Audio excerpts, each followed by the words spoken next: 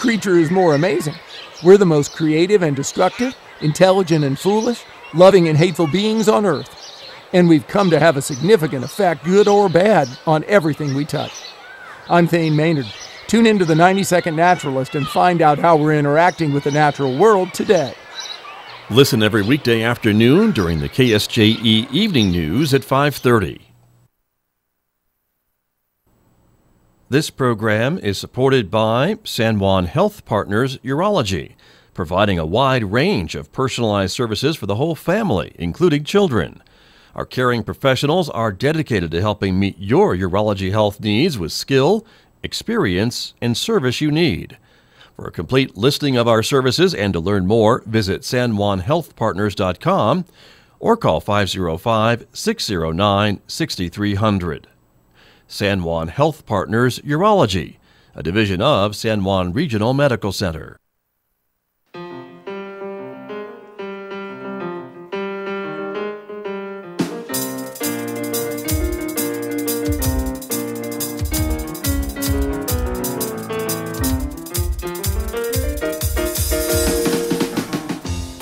Ten minutes past 8 o'clock Thursday morning here on KSJE 90.9 FM, the information and cultural beacon of the Four Corners, broadcasting from San Juan College. Good morning, everybody. I'm Scott Michlin. Thank you for tuning in this morning.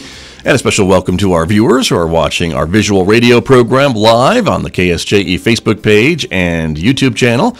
Welcome aboard, everybody. Coming up in just a few moments, we're going to be talking about the food hub that is being planned for Farmington and San Juan County, promising fresher options for a local food throughout the year, we hope, but lots of exciting plans going on, and novelty item is that they figure out a way to pay for it. They've got some grant monies coming in that's been awarded to the community, and so this is very exciting that not only are these great ideas coming forward, but there's a way to pay for them. So we're going to share all that with you in just a few more moments here on KSJE. Then a little bit later on this morning, I'll be joined by Pamela Drake from the San Juan County Partnership. She is going to be here to talk about the rescheduled Creating Cultural Harmony Conference. It's actually rescheduled for next week, and so you'll get a chance to take part in that great conference. We'll get the details coming up this morning around 8:45 on KSJE.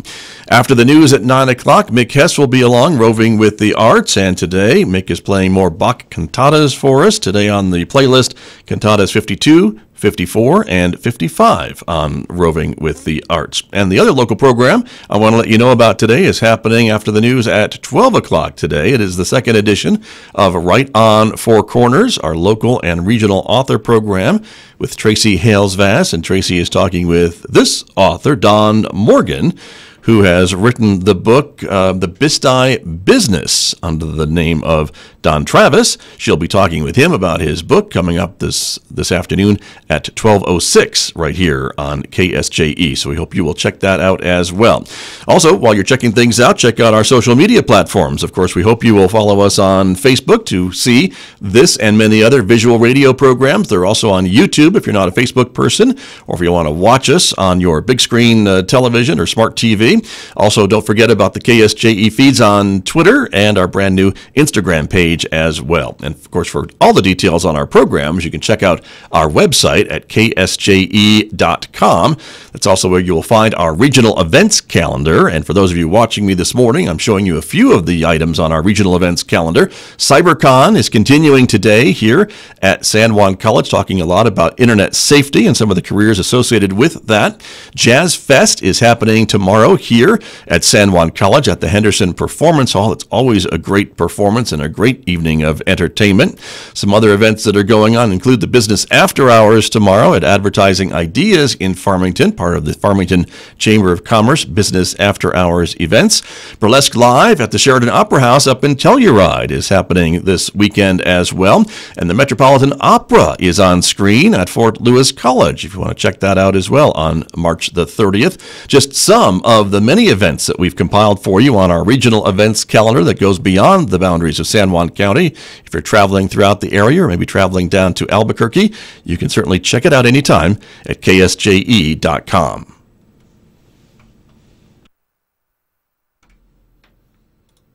Thursday morning here on KSJE. You're listening to the Scott Michlin Morning Program. Good morning, everybody, and thank you for tuning in, 90.9 FM, or streaming on our website, KSJE.com. Special good morning to our viewers who are watching us on the KSJE Facebook page and YouTube channel. Continuing our conversations about Food Hub projects here in San Juan County and in the city of Farmington. Bonnie Hopkins is back with us from the San Juan County Extension Service. There she is. Good morning. Good morning. Thank you for being here. Yeah, thanks for having me. You bet. Good to have you back. And new to KSJE and to the radio program is Erin Havens, and she is the new Food Hub manager for Farmington. Good morning to you. Good morning. Thank you for being here as well. Thank you. And all this is very new and very exciting information. We've talked a little bit about this, Bonnie, before, and we've talked certainly about food hubs and growers markets and local food and local communities and all those projects that I know you have a hand in. And so where are we? It's spring, and here we go. Yeah. Right? We are ramping up for the growing season. Don't plant yet, people. It's too early. Yeah, because there's always a frost. There's always, right? There's always a frost. You know, our growing season really doesn't kick off until the middle of May, and so it's hard when we have these really beautiful weeks. I know. It's really tempting. Cool season crops. Right. Cool season crops, broccoli, cauliflower, things like that, may or may not. And in the Extension office, all the calls I'm getting every day, I just remind people it really depends on how much of a gambler you consider yourself to be. That's true. So if you don't mind things getting a little frosty. If you don't mind replacing things right. when they die, then go for that it. soldier and go for it. But the smart gardeners will wait. Yeah. Probably is what you're telling the me. likelihood that you'd have to replace them is like 99%. So probably best to wait. Okay. But I myself planted a little bit under cover. Okay. And so, well, no, that's different. Yeah, I'm taking a little bit protected. of a gamble, trying some new things, protecting the plants a little bit, still sticking with the cool season crops. Okay. There are tomatoes out there. Don't do it unless you can bring it in at night. So maybe if you put it in a container, there you go. You might be able to grow something in a container. Get it started. What we're worried about are those cool nights. Right. So. Okay. And soil temperatures of about 40 degrees. Okay. So we're getting there, but we're getting there. I think this is an exciting time of year because you can feel the momentum building. And this year we have. I thought that was allergies, but if you say it's momentum, yeah, I'll go with that. We can pretend. Okay. We can pretend. All right. It feels like allergies. It is momentum. Okay. So yeah, we have a lot of really cool things going on in the local food scene. So Great. We're really excited. We had our Local Foods, Local Places conference last year. Right. And from that, we built an incredible action plan.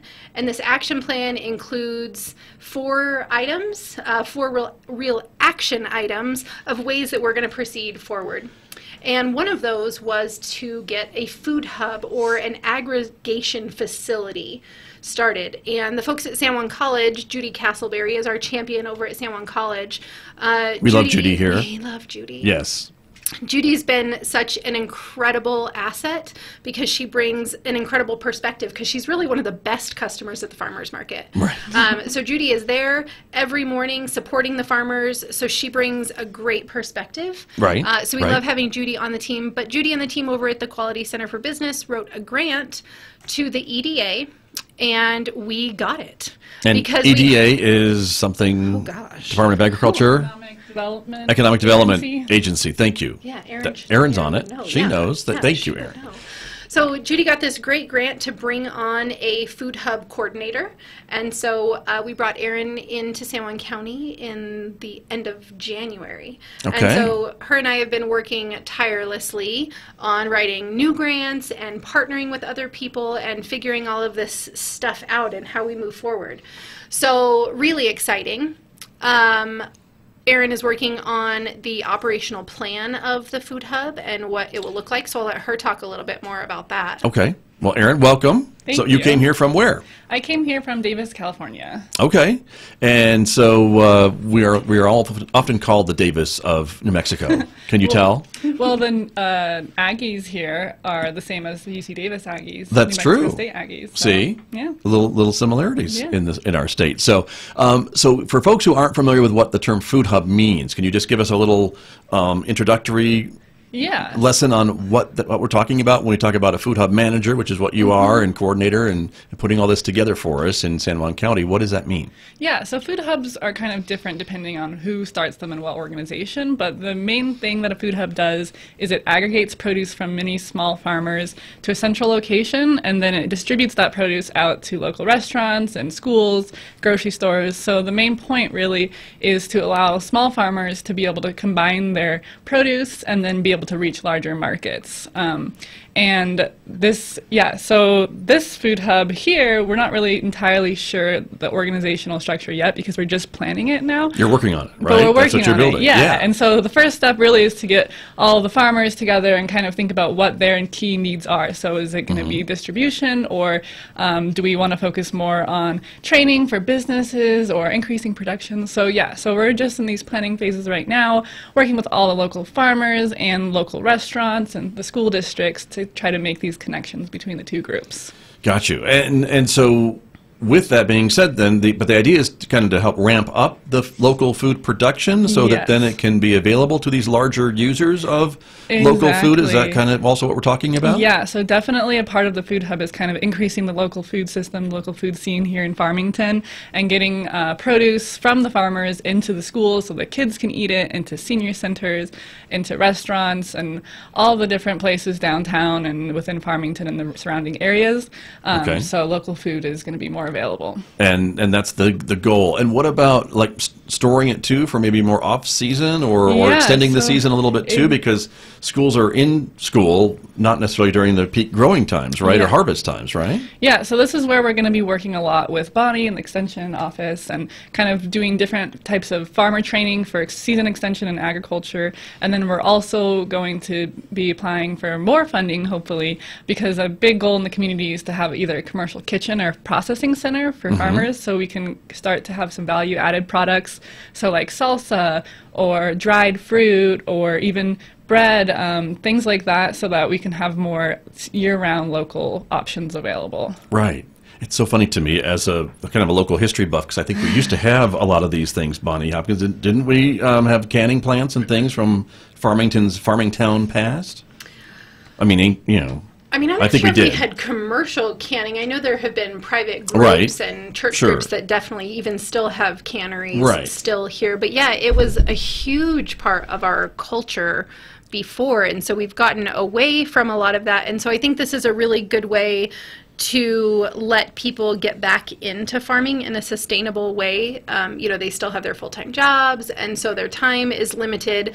But if we can get the most out of their harvest because they're extending that season, or they're able to put it on a shelf and people can have that brand recognition of that farm throughout the year instead of just during the growing season, then that really gives the farmers more incentives to be able to step up and do more than they were able to. One of the other challenges that the farmers run into is that you know, the peak season of harvest is very overwhelming for a farmer. So if they have a surplus of product, they don't necessarily have the time to go to all the restaurants or go to the schools or make those phone calls or really be very organized about the distribution of it. And so that's where Aaron is going to be so helpful, because the farmers will be able to just call Aaron and say, hey, this is how much we have. And then Aaron can say, all right, I'm going to get on it, let's get this sold. And she can start making those calls to the schools and to the restaurants that she's identified as interested in buying local. And so it'll be a really good process to work through, and I think it'll give the farmers a little bit more security to know that if they have more product, that we can get it sold for them, because in the past that's been a big missing component. You know, we've tried some of these food hub things in the past, but we've never had an Erin, and so that's really exciting that we can move forward with her. So we've been putting in for grants, which has been exciting. One of the first ones we put in for was with the City of Farmington Parks and Rec Department. So Rochelle Crosby is our new parks planner, and Rochelle is also amazing. We've never had a Rochelle either. Okay, so we're building an army of people here between me and Rochelle and, and Aaron and Patience Williams from the partnership. And we're building a lot of great energy, and it's great because we're all working together and really honing in on the things that we're great at. You know, I can work with the farmers and and Erin can work with the businesses, and Patience can work with the schools, and Rochelle can work with the city, but we're all sitting at the same table, which I think is unique about this situation when you look at how things have been done in the past. So we put in for a grant through the National Parks and Rec Association for a mobile farmers market for Farmington, and we got it, which is really exciting. So well, you've been, I don't know what your batting record is now for grants. Right now we're one for one. We're 1 for 1. Right, so that's awesome. Batting 1,000, that's 1,000. And I'm not a sports guy, but I know that. As far as grants that we've applied for local foods since Local Foods, Local Places, we've received every grant we've put in for since that event. So, and this has all been happening pretty quickly, too, in my recollection, right? Because a lot of times some of these things, we have these great hopes and dreams and wish lists and things we want to accomplish, and we have to wait. But everything you've kind of wanted to do, you're able to do and pay for it. Yeah, so it's been really incredible. You know, we're having these local food task force meetings monthly, the last Tuesday of every month, from 10 to 12 at San Juan College, and you can jump on the extension website and you can get all of that information, and you can join our mailing list if you want to start participating in the local food task force meetings. Even if you're not able to come to the meetings, we try to send out a good recap of what happened during the meeting so you can still feel like you're connected. So we're having those morning meetings monthly, and then quarterly we'll do a duplicate meeting in the evening. So the April meeting will be on April 30th. From 10 to 12 at the Quality Center for Business, and then we're going to do a second meeting from 5:30 to 6:30. So we can kind of bring in some of those community members that are not able to come because it's during working hours. Good. Well, that's great. Including everybody, so you can include everybody. Yeah, that wants to be included. We want to get all different perspectives, and I think that that's what makes this attempt at really strengthening our local food system so much more unique than the things that have been done in the past. Right. So Rochelle and Erin and I are going to sit down, and we're going to start building and planning our mobile farmers market. Yeah. Now, how's that going to work? Yeah. Do we know? So, well, I mean, is that part of this meeting you're going to have? Okay. We have a dream and we have money. Well, that's important. Two components, I think. Yeah, so we have two components. So we're still waiting to see what is feasible because we're all big dreamers. Right. So we're waiting to see what is feasible, but ideally it will be a refrigerated trailer.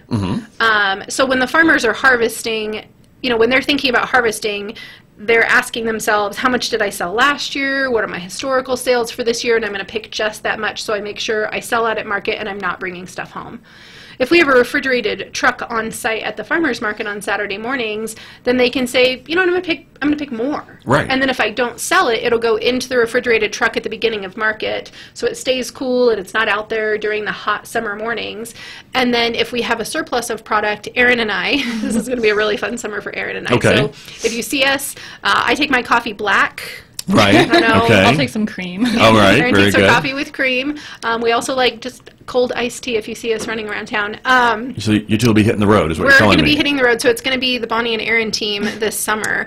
Are you driving this thing repacking. around, Yep. or what? Okay. Yeah. All right. So it'll be a trailer. The grant didn't give us enough money to get a whole refrigerated box truck. Right. Unless people want to throw some money our way. Right now it'll just be a trailer that will hook up to different trucks and be able to drive around. But Erin and I will repack the produce, and then we're really going to focus on the low-income neighborhoods in Farmington, and then we're partnering with IHS out in Shiprock. How cool. And so we'll be out near the hospital, and we're hoping to work with their fruit and vegetable prescription program. So the doctors at IHS are actually writing prescriptions for people to improve their health by increasing their consumption of fruits and vegetables. Right. And so we're hoping that the farmers market will be able to take those. So we're working with the Shiprock Farmers Market, we're working with IHS.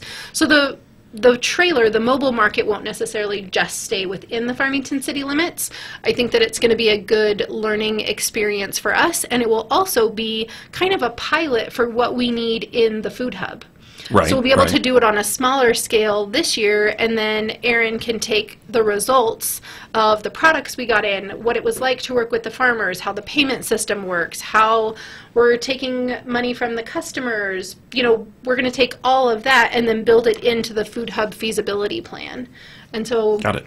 And so this is not, we're not reinventing the wheel here. This is happening in other communities. They have mobile food hubs as well, or mobile farmers markets. Yes, right? Yes. Does this happen other places? Yeah, so there's a couple models that we're going to look at here in New Mexico. There's one in Albuquerque, and then I think one in Las Cruces. Okay. But there's also all over the country. So I've worked with a mobile farmers market in San Jose, California. Food hubs I think there's over 200 food hubs across the country, and there's a really good network talking about the different issues that have come up. Food hubs were most popular in the early 2010s, like around 2012. They became really popular. So I think we're pretty lucky that we get to learn from some of the mistakes and challenges that they faced and figure out how to do it the best possible. And same with the mobile farmers market. Nice, because it seems to me a lot of this may be too chicken or the egg type of scenario, whereas if I'm a farmer, how much do I want to plant if I don't know I can sell it all or have a market for it all? But if I have a food hub and the infrastructure is now building up, that tells the farmers maybe that they do have a way to sell or distribute their product or increase product, right? Yes, and I think supply and demand, matching supply and demand is one of the common challenges of the food hubs across the country, and that's basically the chicken and the egg problem. Right. But working with different networks of different food hubs and distribution centers, and then working closely between the farmers and the growers to set expectations about will you be able to buy, how much, and then that gives the farmers some confidence about what they can plant. So a lot of food hubs kind of start planning before the season even begins to see what the most demanded crops are and then what quantities are demanded and kind of try to match the supply and the demand.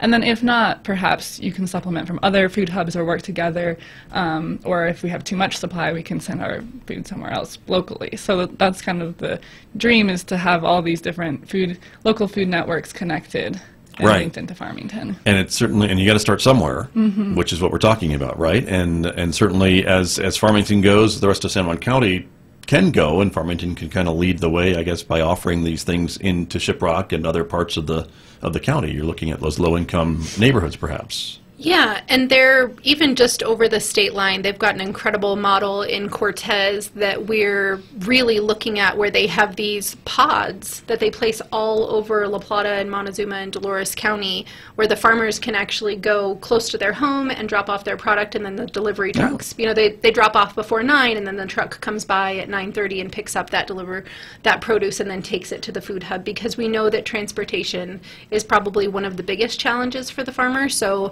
when we're writing grants and when Aaron's writing grants, we're really focusing on providing the infrastructure that's missing from the system. So the farmers tell us, well, we have a lot of product, but we don't have the time or the capacity to deliver it anywhere. Sure, right. And so we're looking at, you know, how can we meet those needs and find delivery services or work with other agencies that are already coming through these routes to help fill some of those transportation needs. And so that's been one of our main focuses early on, is that's been the complaint, that if they have extra stuff, they don't have the time or the capacity even to take it somewhere else. And so if we can just start there, and again, build that farmer confidence that maybe they can pick a little bit more, maybe they can plant a little bit more, then it becomes much more of a sustainable system. Gotcha. Aaron, have you seen that somewhere before too? Yeah, working well, I was just going to say, in addition to the transportation and logistics, just even knowing which restaurants are interested in purchasing local food and which schools have the capacity to purchase local food is another point that we can help with at the food hub, is to kind of get a list of everyone who's interested and work with them so that restaurants know that the food that is coming from local farmers is definitely safe for their consumers, and so that they kind of know the farmers that they're buying from, and it really creates this community network of local food. And so just in addition to the transportation and other logistics that we're going to be working with. Right. Yeah. Well, an exciting summer ahead, right? Because all this is ramping up, is it not? I mean, you plan to have this going for the season, do you not?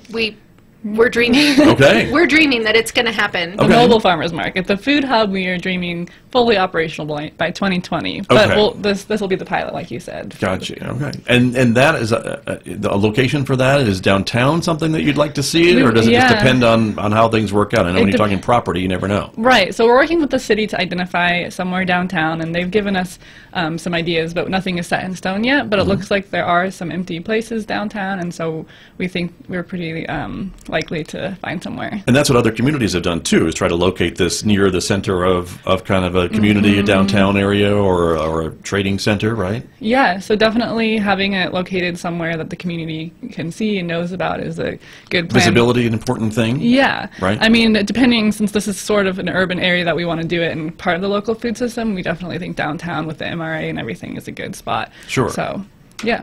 Makes sense.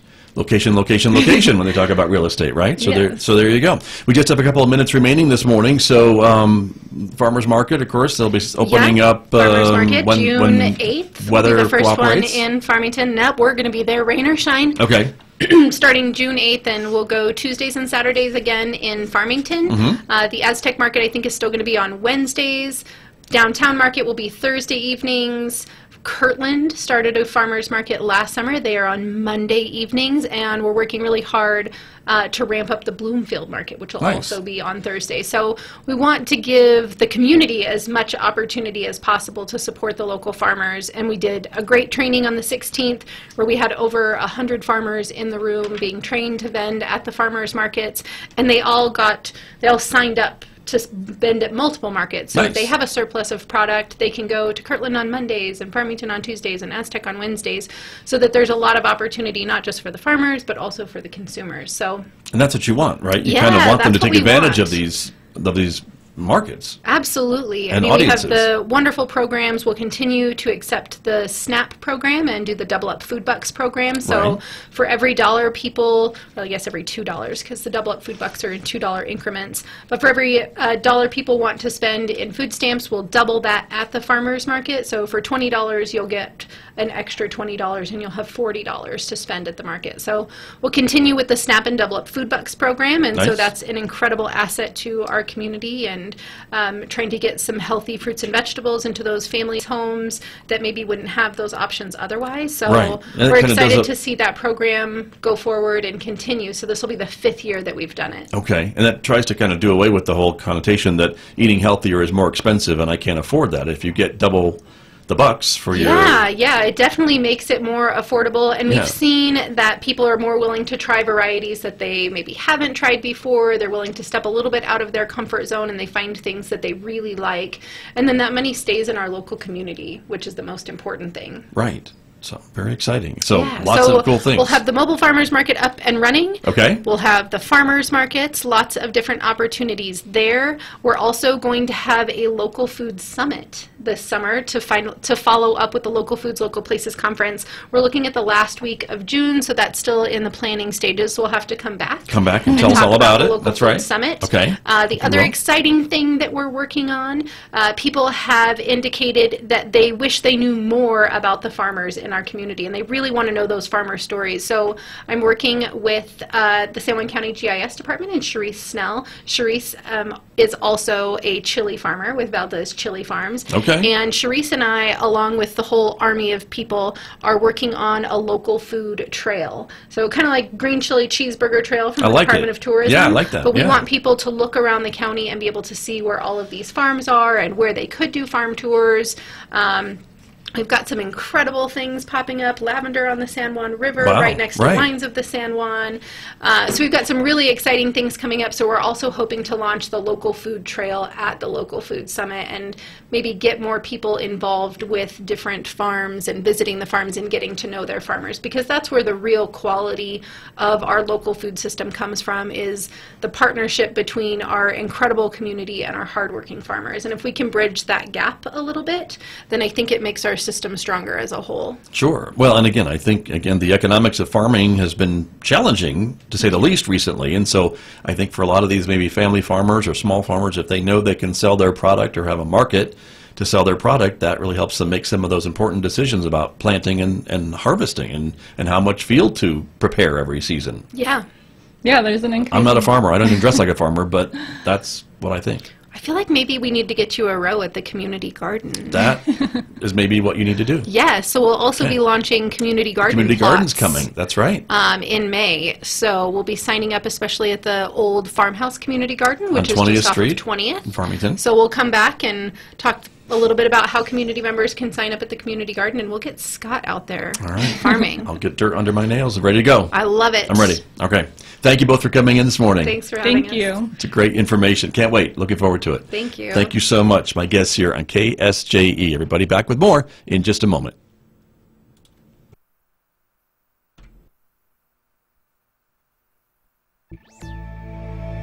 There's a new electric SUV being developed by a charismatic visionary whose name doesn't rhyme with Tusk.